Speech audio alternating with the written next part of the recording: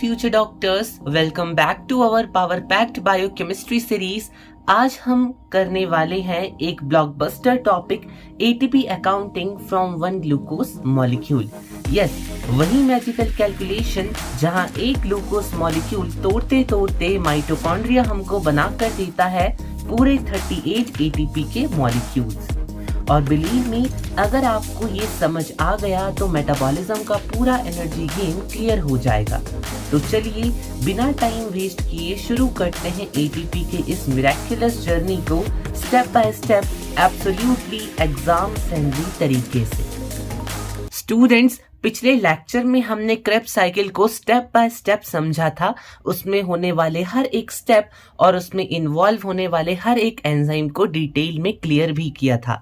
हमने निमोनिक्स के थ्रू भी इसे याद करने का तरीका बताया था। लेकिन अल्टीमेटली आपको यहाँ से जो चीज याद रखनी है कि आखिर आपके कितने H2O के मॉलिक्यूल्स इवॉल्व होते हैं, कितने CO2 के मॉलिक्यूल इवॉल्व होते हैं, कितने ATP, NADH एंड FADH2 के मॉलिक्यूल एक क्रेब्स साइकिल में इवॉल्व हो रहे थे। क्योंकि एक क्रेब्स साइकिल में जितने भी मॉलिक्यूल्स इवॉल्व हो रहे होते हैं उन्हें आपको डायरेक्टली 2 से इंटू करके total ATP, NADH, FADH and everything you have gain, उन सब चीजों को आपने कैलकुलेट करना है।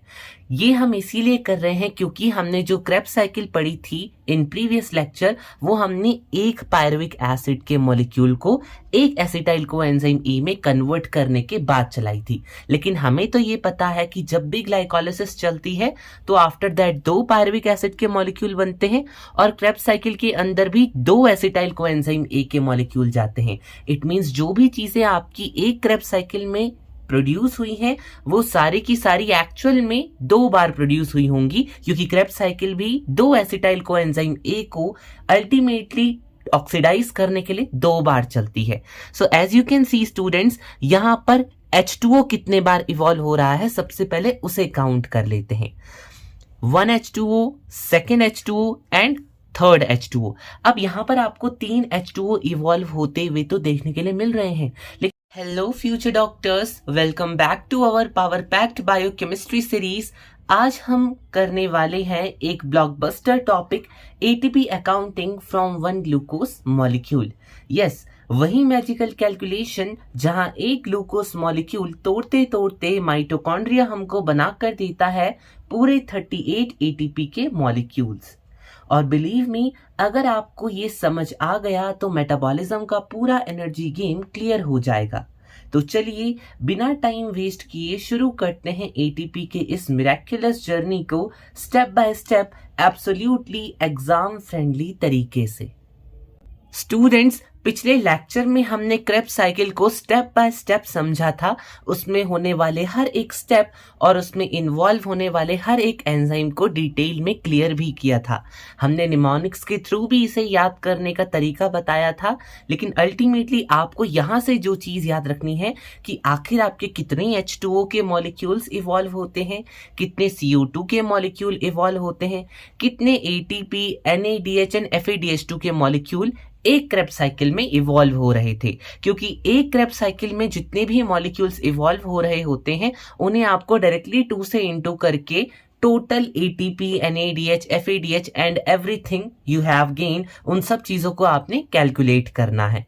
ये हम इसीलिए कर रहे हैं क्योंकि हमने जो क्रेब्स साइकिल पढ़ी थी इन प्रीवियस लेक्चर, वो हमने एक पायरुविक एसिड के मॉलिक्यूल को एक एसिटाइल कोएंजाइम E में कन्वर्ट करने के बाद चलाई थी। लेकिन हमें तो ये पता है कि जब भी ग्लाइकोलाइसिस चलती है तो आफ्टर दैट 2 पायरुविक एसिड के मॉलिक्यूल बनते हैं और क्रेब्स साइकिल के अंदर भी 2 एसिटाइल कोएंजाइम A के मॉलिक्यूल जाते हैं। इट मींस जो भी चीजें आपकी एक क्रेब्स साइकिल में प्रोड्यूस हुई हैं वो सारी की सारी एक्चुअल में 2 बार प्रोड्यूस हुई होंगी, क्योंकि क्रेब्स साइकिल भी 2 एसिटाइल कोएंजाइम A को अल्टीमेटली ऑक्सीडाइज करने के लिए 2 बार चलती है। So as you can see students, यहां पर H2O कितने बार इवॉल्व हो रहा है सबसे पहले उसे काउंट कर लेते हैं। 1 H2O, second H2O and third H2O। अब यहां पर आपको 3 H2O इवॉल्व होते हुए तो देखने के लिए मिल रहे हैं। लेकिन यहां पर एक जगह पर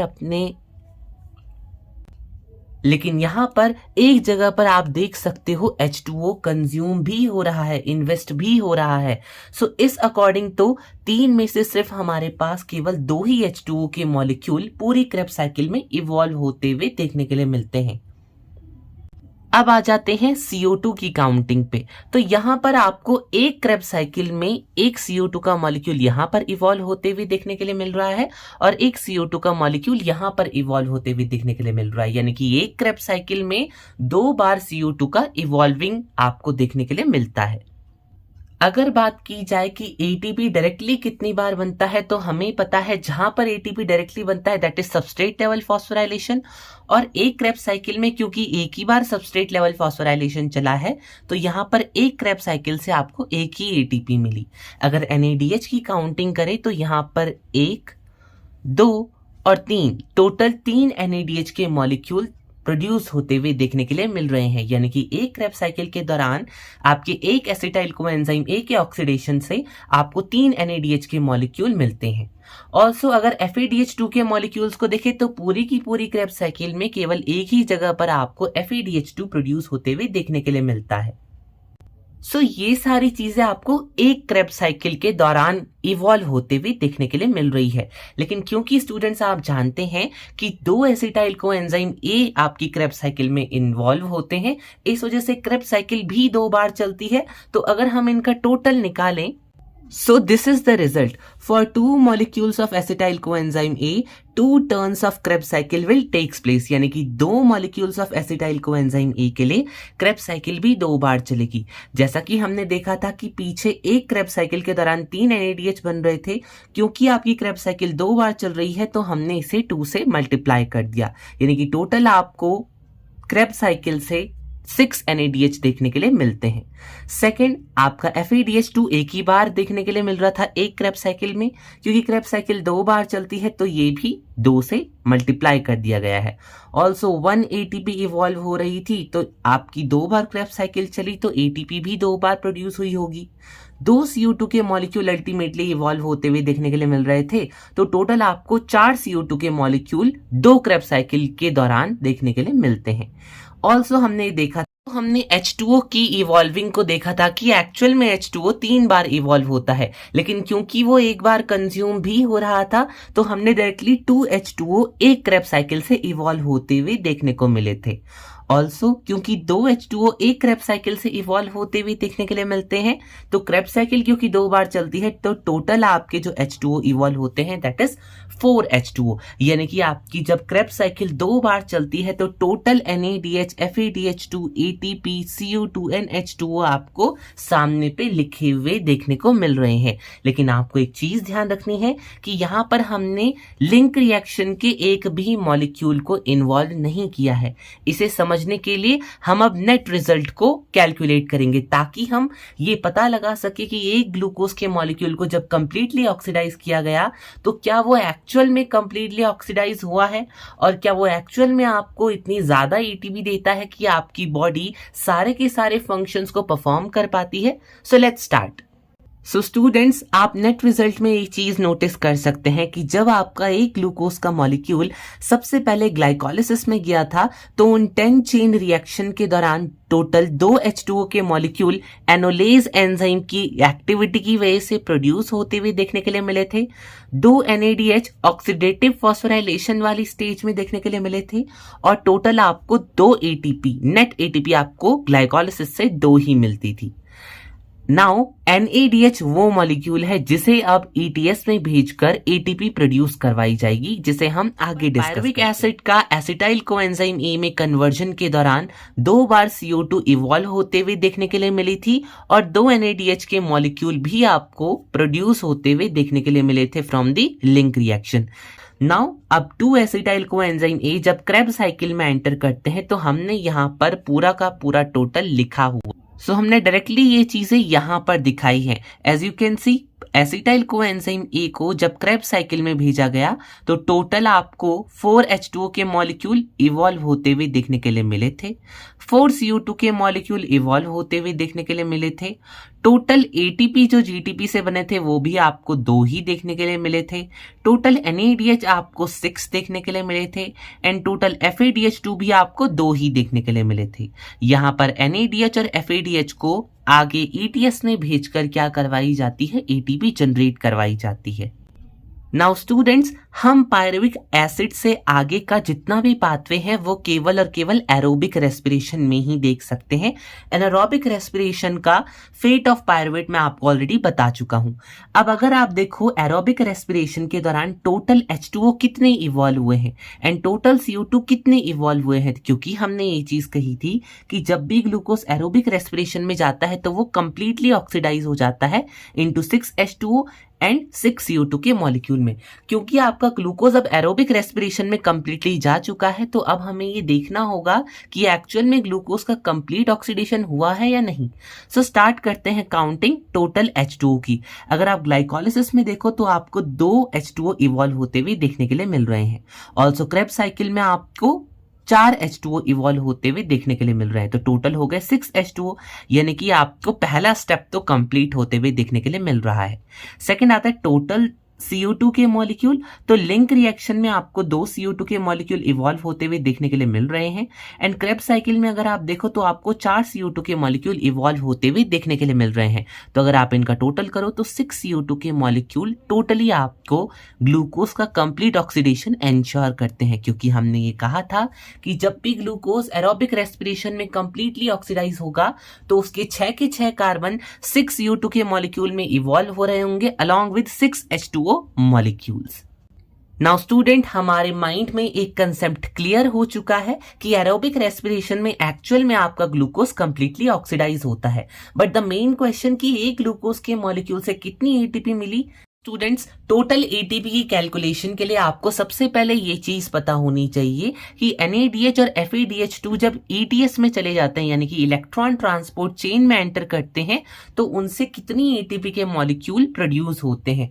रिमेंबर, हम यहाँ पर इलेक्ट्रॉन ट्रांसपोर्ट चेन को इसीलिए डिस्कस नहीं कर रहे हैं क्योंकि वो आपके बायोलॉजिकल ऑक्सीडेशन वाले चैप्टर में डिस्कस किया जाएगा।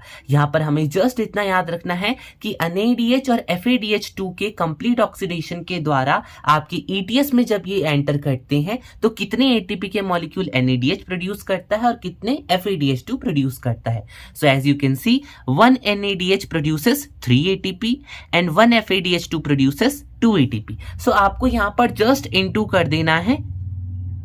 अगर NADH है तो 3 से, अगर FADH2 है तो 2 से। Now coming back to the total calculation. So as you can see glycolysis से 2 ATP तो डायरेक्टली मिली थी और 2 NADH मिले थे एज ऑक्सीडेटिव फॉस्फोराइलेशन। अभी हमने डिस्कस किया अगर NADH मिलता है तो आपने उसे ATP में कन्वर्ट करने के लिए 3 से इनटू कर देना है। सो 2 3 जा 6 ATP। Okay, in the link reaction आपको सेम 2 NADH के मॉलिक्यूल इवॉल्व होते हुए देखने के लिए मिलते हैं, तो यहां पर भी आप इसे 3 से मल्टीप्लाई कर दोगे तो आपको टोटल 6 ATP मिल जाएगी from the link reaction.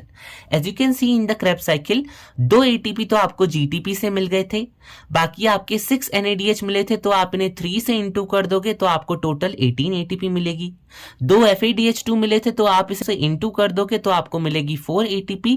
Now आपने इन सब को अब जोड़ देना है। जब आप इन सब का एडिशन करते हो तो टोटल आपको 38 ATP के मॉलिक्यूल नेट देखने के लिए मिलते हैं एक ग्लूकोज के कंप्लीट ऑक्सीडेशन से। तो यहां पर ये बात प्रूफ हो जाती है कि आपका एक ग्लूकोज का मॉलिक्यूल 38 ATP के मॉलिक्यूल्स को प्रोड्यूस करता है when it is undergoing it's complete oxidation. एक ग्लूकोज मॉलिक्यूल का फुल ब्रेकडाउन देता है हमें 38 ATP जो लाइफ का अल्टीमेट फ्यूल है। आज हमने देखा कैसे ग्लाइकोलिसिस, लिंक रिएक्शन और क्रेब्स साइकिल अपना कंट्रीब्यूशन देते हैं और कैसे NADH और FADH2 अपना मैजिक दिखाते हैं थ्रू ETC। ETC की पूरी स्टोरी हम डिटेल में करेंगे बायोलॉजिकल ऑक्सीडेशन चैप्टर में। और अब सुनो outlook for the next session. Next class में हम डाइव करेंगे into the regulation of glucose metabolism by hormones like insulin and glucagon. और मैं आपको समझाऊंगा इनको एकदम सिंप्लीफाइड और इंटरेस्टिंग वे में, जैसे एक कंट्रोल रूम ऑपरेट कर रहा हो। सो स्टे ट्यून्ड, सब्सक्राइब करना मत भूलना और अपने दोस्तों के साथ ये लेक्चर शेयर करो। Till then, keep revising, keep hustling, and keep remember, biochemistry is the heartbeat of medicine. Thank you.